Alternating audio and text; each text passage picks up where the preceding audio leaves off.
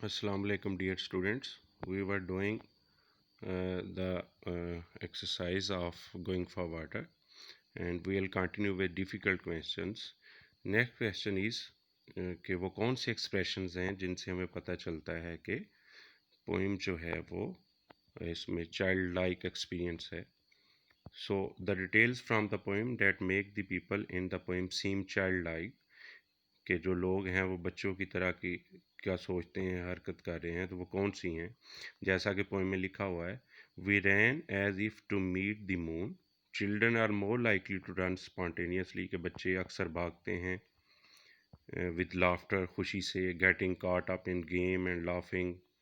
पकड़े जाएं तो खुश होते हैं गेम खेलते हुए would be more usual in children and playing hide and seek जैसे कि छुपन छुपाई खेलना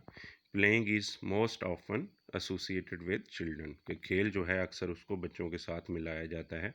और यही एक्सप्रेशन जो है वो पोइट ने यूज़ किया हुआ है the game of hide and seek and imagining the moon as player कि छुपन छुपाई खेल रहे हैं और चांद को भी एक उन्होंने प्लेयर समझा हुआ है कि उसके साथ छुपन छुपाई कर रहे हैं तो ये सारी बातें हमें ये बताती हैं कि जैसे वो पीपल जो हैं वो चाइल्ड लाइक हैं बच्चों की तरह खुश हैं Robert Frost does not say that the people are children वो ये नहीं कह रहा कि वो बच्चे हैं the people could be adults वो बड़े भी हो सकते हैं बस ये शो किया हुआ एक्सप्रेशंस में कि उनकी जो उसमें जो वर्क है जो हरकतें हैं उनकी जो खेल कूद है वो बच्चों की तरह की है सो लास्ट क्वेश्चन जो है डिफ़िकल्ट वो है what details from the poem create a magical और मिस्टीरियस एटमॉस्फेयर कि जादुई असर जो पैदा होता है पोइम में या मिस्टीरियस जिसकी हमें समझ नहीं आती कि कोई राज की बात हो जैसे तो वो किन चीज़ों से बनता है मसलन the setting or background of empty moonlit woods moon lit woods कि जो है वो शाम का टाइम है और वुड्स जो जंगल है उसमें सिर्फ चांद की रोशनी है तो आप सोच सकते हैं कि वो कैसा दिखता होगा मिस्टीरियस लगता होगा जादुई लगता होगा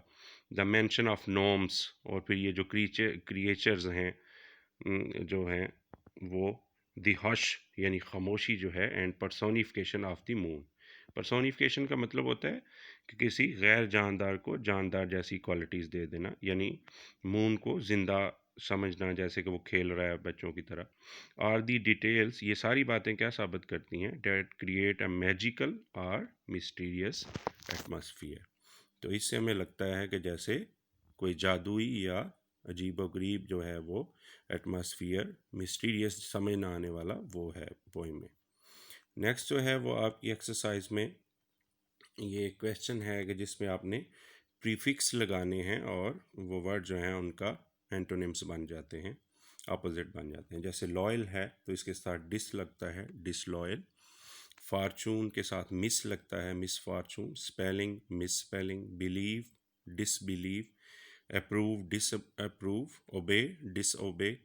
और trust distrust appear disappear spend misspend तो इसमें डिस और मिस का आपने ख्याल करना है किसके साथ डिस है और किसके साथ मिस है कर्टेसी डिसकर्टेसी गवर्न मिस गवर्न अच्छी गवर्नेंस ना होना सेटिस्फाइड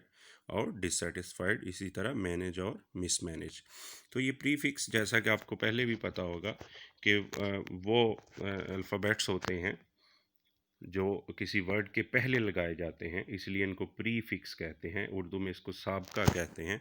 और ये जब किसी वर्ड के साथ ऐड किए जाते हैं तो जो नया डिराइव्ड वर्ड बनता है वो अपोजिट होता है पहले वाले वर्ड्स के तो इनको आपने लर्न करना है अच्छी तरह से